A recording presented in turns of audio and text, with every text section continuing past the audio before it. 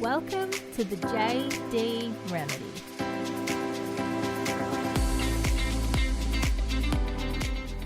Hello guys, welcome back to another episode of the JD Remedy. Whoop whoop! I am so excited for today's episode. I want to say welcome back and thanks for listening. Well, I actually have some things for you guys today, and I want to make it a reoccurring value that I'm giving back to you, my listeners. So I'm going to go through a self-care recommendation, but also like an entertainment recommendation. And I'll do these for each episode just because I'm trying new things and obviously coaching people with some homework and things to improve their self-care or self-love and things like that. So I thought I would share it on the podcast as well. Yeah, so the first one for self-care this week, something that I noticed has been, hang on, my cat is, what are you doing, baby? Something that I noticed was becoming quite an annoyance for me was my constant need or a feeling of having to check my social media on my phone. And I wasn't even in a conversation with anyone or expecting any kind of correspondence or anything like that. But I found that I kept picking up my phone and checking the home screen to see if that little red number above the app had gone up in terms of, I had things to check. And especially at work, I noticed it was frustrating me so much. And every time I did it, I would get so pissed off. I'm like, oh, why am I checking it? Like, I don't need to check this right now. And it's become such an annoying habit. So what I've done to actually combat this, and it's been like this for about a week now, when you're editing your home screen and you're moving apps around, if you hold them and hover it over another app, it creates a group of apps. So what I've done on my home screen is all of my social media apps, like everything, Snapchat, Instagram, Facebook, TikTok, whatever, I've put them all in a group, like a group square thing on my home screen. And what that's actually done is I can't see the red notification numbers unless I click into the group and it expands and I can see them all individually.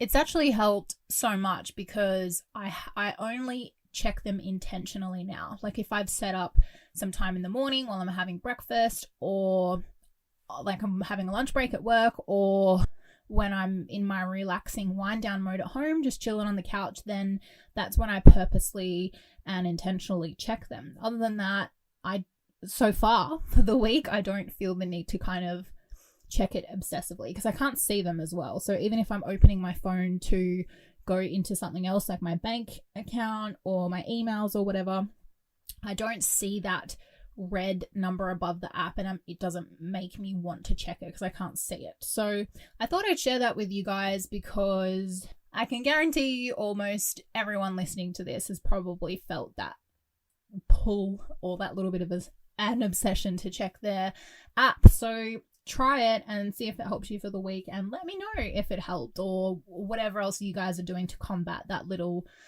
obsessive pull because it's a problem. All right. Another entertainment recommendation or entertainment rec that I have for you guys this week. I am obsessed with crime documentaries or like crime doco series, anything related to true crime and true stories and all that kind of stuff. I'm obsessed. I think I've seen literally all of them until the other day. I was scrolling on Netflix and a recommended new documentary popped up. I think it's like a doco series actually. And let me just confirm the name of it. It's called The Night Stalker.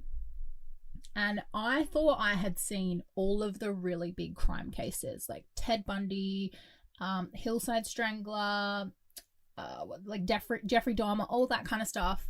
And then this case friggin' comes along and it was huge. Like this was after Ted Bundy had happened. It's sickening. And it was in America too. It was huge. So I don't know if you guys want spoilers. It's not really a spoiler because you watch the documentary anyway, but he pretty much went on a killing rampage for over, I can't remember the exact number, but like over 150 days without being caught. I'm pretty sure that's more than Ted Bundy or anyone else that I have watched. Correct me if I'm wrong. But what really interested me, is that the right word to use with crime documentaries? What really fascinated me with this case and what really stood out was, you know, serial killers normally have a niche. And when I say a niche, like they either have a certain murder weapon or a way that they murder someone, or they have a certain age group or gender or something specific to them, and that's how they're identified as the killer. It's like a trail of the similar crimes that were committed in a similar way, and it's definitely that person because it was X, Y, and Z. Well, this friggin' person, he killed elderly people like in their friggin' 80s. He killed men and women. He raped women. He molested kids, like robbed people. Every single thing. And there was like satanic rituals involved. Like, it was sickening. I'd never seen anything like it, and it blew my mind. For someone that watches crime documentaries so often, this blew my mind. I was like, of course I watched the whole thing in one day, but I was like, this is crazy. And the best part, sorry for spoilers, skip ahead for like a minute if you like, but the best part, the way that he was caught is he was on the run in a neighborhood, and obviously his name and his face was out there by now, and he ran and got cornered in this little cul-de-sac in a neighborhood, and the whole community, like everybody that lived on the street, started pointing him out, like, oh my god, that's the night stalker, and they like beat the shit out of him and like made sure that he couldn't get away, and like beat the fuck out of him, and he was just laying on the floor until the cops came, and they all surrounded him. It was like, you're not going anywhere. And then the cops came and arrested him. I was like, that's amazing, that's fucking lit. I love that. So it was a great ending to a horrible story, but I don't know why I'm getting so excited. But for any of you crime documentary lovers out there, definitely check it out. It's probably one of my favorites next to Ted Bundy at the moment, so give it a go and let me know what you think. Anyway, an update. How have I been? I am fine. I'm training really hard at the moment and eating relatively well, and I'm feeling pretty good. I think I'm losing weight. Not that I care what the number on the scales is, but I think I'm losing weight. Like, I feel stronger and I'm getting a little bit more muscly, and that's my goal at the moment. Like, I'm just really excited to see how my body's changing, like transforming. I'm like, my quads are getting bigger, and it's like super exciting. So super chuffed with myself at the moment. But let's get into today's episode. I want to talk about jealousy today. You know, what does jealousy mean to people? Is it normal? Is it okay? How do you get through it? And, you know, similar things. So maybe a couple of things in terms of why people feel jealous. It most probably is because of your past experiences in a relationship, or, you know, any trauma associated with that. I think a really big part of jealousy is lack of attention from your partner. So, you know, if you feel like they're giving attention to other people and you don't get it at home, then jealousy tends to spark. Obviously, a really big one is trust issues, is where the jealousy plays.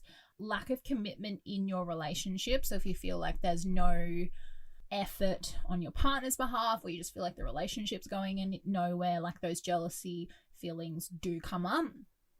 And a big one is obviously mental health. So what I actually noticed, and I don't know if I'm the only one, when I'm due for my period, like your hormones are friggin' crazy, right?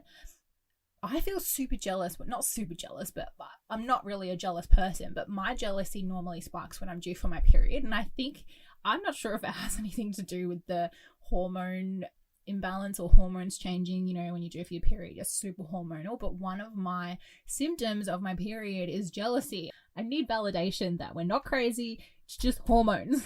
So I've been through a couple of different experiences where my jealousy Richter scale has been at the very low end of not giving a single fuck, or the complete opposite end where it's like obsessive off the Richter scale like crazy, right? And I'll tell you the different circumstances surrounding that, which is what I think contributes to the jealousy and plays a huge part. One of the scales was I was that person that was crazy jealous. I was always worried about what my partner was doing. I was like obsessive in terms of ringing where he was to make sure he was there, or ringing to find out who he was hanging out with. But to give you a little background, he obviously cheated on me all the time, was always lying to me. It was a very, very emotionally disturbing, damaging relationship. And I've actually spoken about it on another episode. I think it's called Are You Being Emotionally Abused or something like that. So that was that context. And then the opposite end of the scale for me was one of my ex-partners. There was no jealousy at all. I trusted him with all of my heart, to the point where we were at a party once at my friend's house and we were getting ready to go to bed because we were staying there the night. And I walked into the spare room and my partner at the time was in bed with my friend. They were like passed out, but they were cuddling like in bed. That he was just like, he had his arm out and she was like nuzzled up to his chest and they were sleeping. And I was like, that's so cute. I'll go sleep somewhere else then. There's no room for me. And I went into my best friend's room and I slept in the bed with my best friend. But I was like, oh, that's so cute. I think I even took a photo. But that level of trust is what you want. Like, you want your fucking best friend and your boyfriend to be super, super close. Like, I loved that. And there was just no jealousy. So it's such an incredible feeling. And the reason I told those two different experiences is I think your circumstances and who you're with obviously plays a huge part in if you're jealous. Now, you know, are you a jealous person, or are your circumstances making you a jealous person? And I 100% think majority of the time it's your circumstances. First of all, is your partner trustworthy? If he is and you're still jealous, like if they've given you no reason to feel jealous or to be jealous, you know, maybe there's some shit that you need to deal with personally.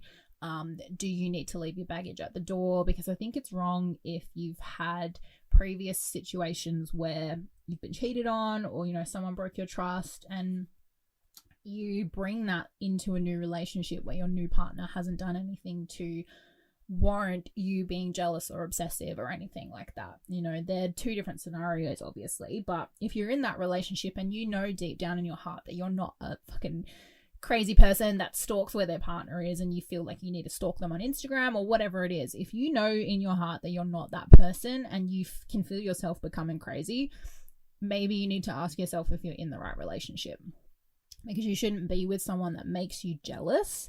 And that's something I want to talk about as well. You know, I feel like your partner should make you feel like you're the only girl in the world, like his princess, right? Stop it, baby. If you feel jealous because your partner's not giving you attention, or they are quite flirty with other people, or comment inappropriately toward other people, and you don't get the same attention, it shouldn't be like that. You shouldn't feel jealous at all, because your boyfriend or your girlfriend, whoever it is, your partner should make you feel so fucking important and so special in your life, where that jealousy thought is not a problem. Like in the situation with my one of my partners and my friend, we were engaged, we were locked down. I felt very secure in the relationship, like very secure in where it was heading, with him as a person, with what our relationship was like. So the thought didn't even enter my brain as to what could be happening in that bed.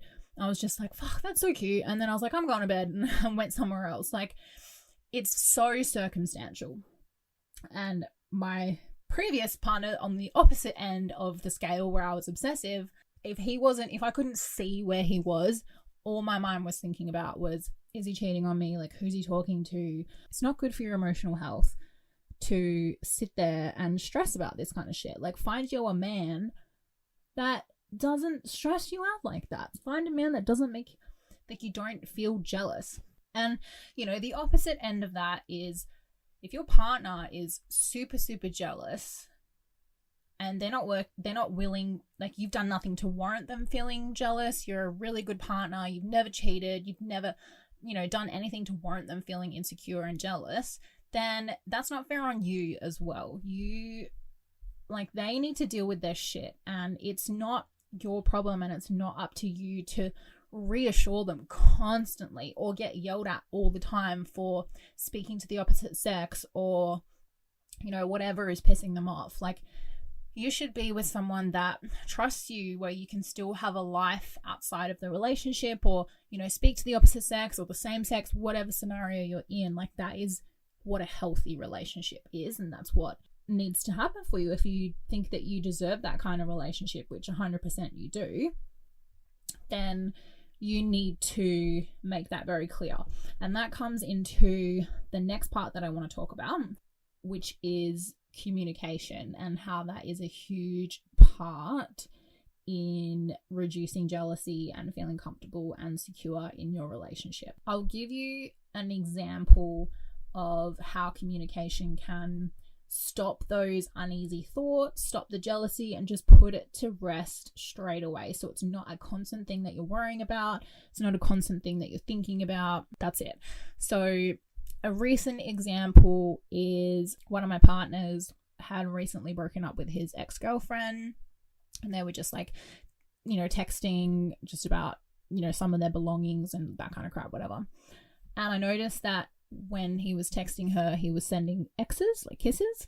And I saw it and I said something, because I was like, oh, do you text everybody kisses or just your ex? And he was like, oh, well, everybody. And I was like, I'd prefer it if you didn't text your ex kisses. That's kind of weird. And he explained that, you know, it's obviously, I'm not blowing her a kiss. It's not my intention. I don't really think anything of the ex. I just send it in all of my messages.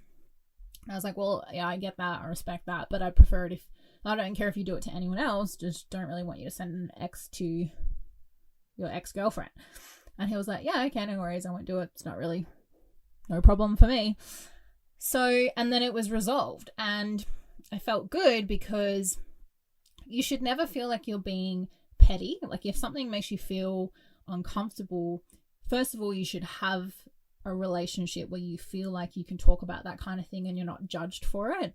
That open line of communication of him reassuring you and you feeling like you've got something off your chest, so you're not attacking him later for something that he's not aware of, is super, super important as well. So obviously communication gives them a chance to explain how or why it's happened and talk them through the process. So him reassuring me, like, doesn't mean anything, I just send it generically to everyone, it's not because it's my ex. But me saying, totally respect that, but it's just not something I'm comfortable with. Obviously, I don't know about you guys, but we, as females, I feel like we jump to conclusions really quickly in our own head. If we don't communicate how we're feeling or what we're thinking about, we make our own scenarios up in our head and we jump to conclusions in our own head. It's like we tell ourselves a story of what possibly could be happening in this scenario, and we always think the worst, right? So I think it's so important to talk to your partner if something makes you feel super uncomfortable and that jealousy feeling comes up. Something that's really important is, are they receptive to your concerns? You know, are they easing your mind? Are they reassuring you it's okay? Are they compromising and meeting you in the middle? You know, if his response was, I'll fucking text my ex with an X if I feel like it, I'd be like, okay, well, bye. Like, see you later. You obviously don't care about my feelings. You know, if they feel like not texting their ex with a kiss is the end of the world, then it's probably not the man for you. You know what I mean? And obviously each relationship is different. Each person's boundaries and concerns are different, but you just want to feel like you're being heard. You don't want to feel judged. It should be a really relaxed, open conversation where you bring it up. This is how it's making me feel. I kind of feel a bit jealous. I'm not comfortable with it. Can you not do it? And their response, if it's reasonable, should be no problem. You know, and I say reasonable because things that are a little bit like iffy and notable are if your new partner tells you to stop talking to your friends altogether, like whether it's your guy mates or your girl mates, or, you know, if they don't have a valuable reason as to why you shouldn't talk to them and they're just jealous because of their own insecurities, I don't really think that's fair. I mean, obviously we can go into so much detail about how this is different for everyone, but it needs to be reasonable. And I think as long as there's open communication and respect for each other and you don't have to agree. You don't have to agree at the end of it. There just needs to be a little bit of compromise, respect, open communication, and comfort. That's all. It all comes down to your boundaries as a couple and as an individual. And you'll never know how to set boundaries in your relationship if you don't talk about things. If something makes you uncomfortable and you don't nip it in the butt straight away, then they continue to do it because they haven't been made aware that it makes you feel uncomfortable. So give them the opportunity to hear you out, give a response, and then you work it out together. That is it for today's topic, guys. I hope you got some little golden nuggets to take away from today's episode. So just a reminder, I have a Facebook group for this podcast. So I always post the episodes in there, and it gives you guys a platform to comment, say how much you loved it, or if we discuss something on the podcast, it gives you an opportunity to ask questions or give your 2 cents or whatever it is. Obviously, the group is full of love and support, so come in there with an open mind, and it's a little girl gang in there. We lift each other up. So you're welcome to join that. I'll leave the group in the description of this episode. You can find my business page. It's just J Delpup Coaching. So JAYDE, and then the last name is DELPUP. I obviously have a YouTube channel, so same name, J Delpup, and Instagram is the same. You can see my personal and my business one as well. But yeah, I really encourage you guys to join the group so we can chit chat, get to know you guys. You're welcome to PM me if you need anything. But thank you guys so much for listening. I love you all. And let me know how you guys went with the self-care and entertainment recs. I would love to deep dive into crime documentaries with everybody. All right, guys, I hope you have a great week, and I will see you on the next episode. Bye.